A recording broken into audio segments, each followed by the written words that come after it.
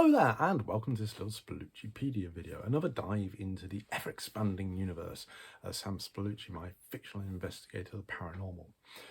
But before I whiffle on for a few minutes about Vincent Stone, the leader of the Bloodline of Abel in Sam Spallucci Bloodline, could you please do me a big favour? Hit the like button, give me a subscribe, and then you'll be notified whenever any more of these little videos crop up. And it just, shares the love on the internet, doesn't it? So yeah, anyway, Vincent Stone. For those of you who've read Bloodline, you will be aware that he was the big bad of that book. He was the leader of the Bloodline, the Bloodline of Abel, this cabal of werewolves which have been around since the time of Cain and Abel. And he had his sights set on Lancaster. His public persona was as this magnanimous, benevolent constructor, is that a proper word? I don't know. Building magnate, I always call him in the book, of it's like modern developments. But whereas most developers were going for the quick buck, they'll throw up the student flats, they'll throw up some cheap housing which they can flog, or they'll throw up some really expensive housing to make a good profit on. Stone came across as this guy who came from nowhere and was always for building communities. So he had this real sort of like positive public presence. And so when he comes to Lancaster, everybody thinks, oh, he's doing wonderful things down on the quayside. He's built these great big glass stone towers, as it were, his base of operations. But all around it, he had affordable housing, which not only had sort of like local amenities, but it was good housing, which, the local people could be involved in. Yeah, he's one of those guys who ticks all the boxes everybody's going to like. However, he has this shadowy side to him.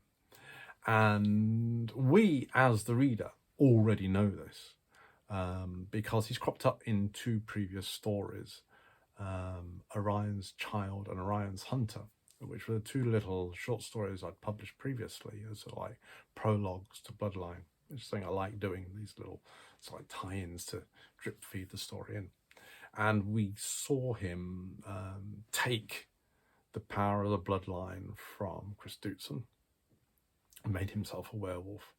And then inside Orion's Hunter, we can see that he's wanting to build this empire around that. He wants to be the head of the Bloodline of Abel. He wants to lead it, and he wants to transform it into this international power, not just some like little thing hiding in the shadows. And obviously, the story develops, and we have the little sort of love triangle sort of thing going on. You have Stone, you have Caroline, and you have Sam. Sam's still got feelings for Caroline. Caroline's using Sam. Caroline has feelings for Stone. Stone's using all that sort of mess going on there. And comes to a head. Not saying what, just in case you've not read the book. Now, I really enjoyed writing with Stone. It's always good having a good baddie. And for me, the best baddies aren't the "Mwahahaha, this is my evil plan" sort of thing. Yeah, they can be fun to write, but at the end of the day, that's not how the real world works. The baddies, the antagonists of the real world, are these people who get away with it. That they can do what they want and they can get away with it. And Stone, I feel, always personified that because of what his public persona was. He was gradually building up this power base, and nobody knew. Nobody could see it. I mean, even at the end of the story, when Sam, effectively takes down the bloodline, nobody else is ever the wiser. Sam has done this incredible thing, which the vampires couldn't do, the children of Cain couldn't do. And no one's ever going to know. No one's ever going to be thankful. Because Stone, in the background, has been getting away, quite literally, with murder. He's been bumping people off who stand in his way. He has been carving out this power base for himself in this small backwater city of like nowhere in the northwest of England, rather than say Geneva or Washington or Moscow or Beijing or wherever. He has chosen this quiet little backwater where he just quietly build up his power base.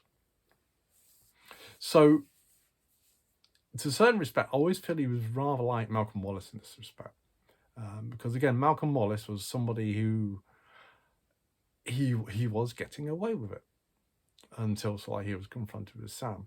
He was someone who was building up his power slowly, wanted to bring about divergence. Stone again is doing similar, slowly, wanted to build up his power base. But whereas Wallace was trying to get Sam to join him, Stone saw Sam as irrelevant. He's this silly little man who potters around the place. And it's only when he starts to notice that Sam is actually a little bit more important than he first realised that he starts to think he should take action. And, he wants to see Sam dead. And yeah, it's so good to have a normal person as a baddie. I mean, okay, I know he's a werewolf, but he's still this normal guy. He has a normal profession, albeit it's like this multi-millionaire, billionaire, whatever. He's built himself up from nothing. But yeah, it's better than just going for the complete over dramatic.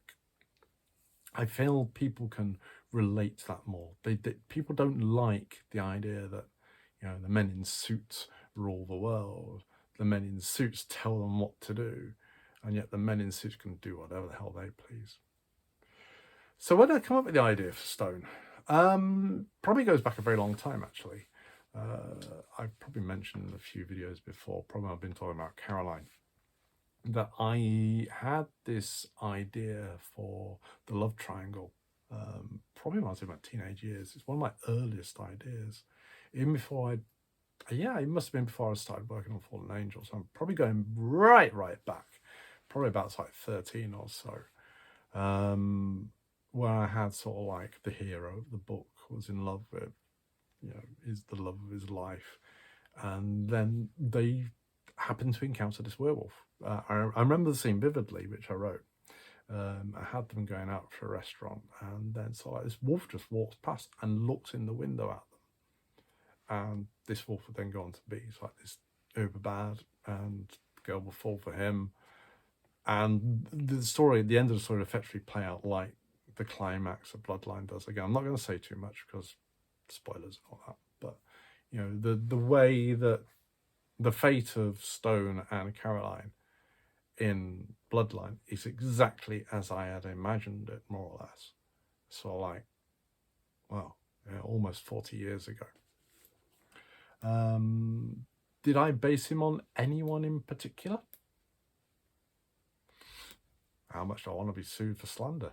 I'm sure we can think of certain billionaires out there who claim to be doing wonderful things for the planet and exploration, shall we say, or travel, or originally record sales. The sort of people I mean. So they're there. But the weird thing was, I suppose, when I was writing Bloodline, I was binging quite a few Marvel films with my daughter, and it just struck me that the way I actually saw Stone was Chris Hemsworth, as in the actor who plays Thor. This great big handsome blue-eyed blonde with the immaculate sort of speech as well, like he does for Thor. And I thought, yeah, let's just go with that.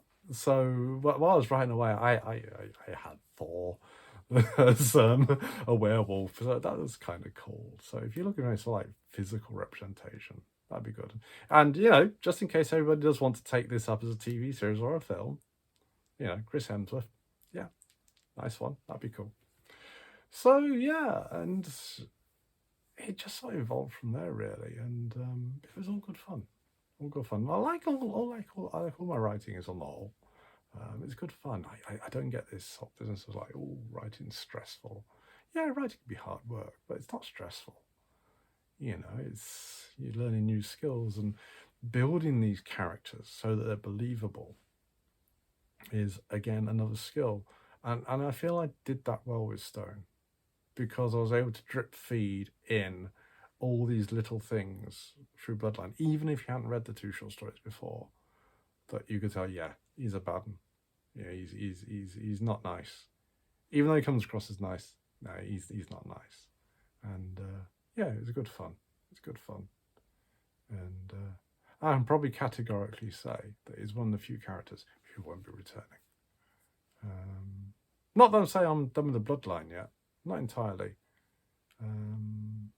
Those who read the Bobby Normal books, there's a couple of references there. They're not about in those books, but there's a couple of references. And I've got a short story coming. Well, short story? Might be. Depends how it goes. Case in To Dare the Dragon, which would be Sam 9, the penultimate book, where there's like a little werewolf thing going on there. Is it the Bloodline? Is it not? Who knows? We'll wait and see. Spoilers ahead. Anyway, again, thank you very much for watching. Quick like, quick subscribe. Don't forget all my details over on my website, aschambers.co.uk. Keep safe. Keep looking for what lurks in the shadows. Take care. Bye-bye.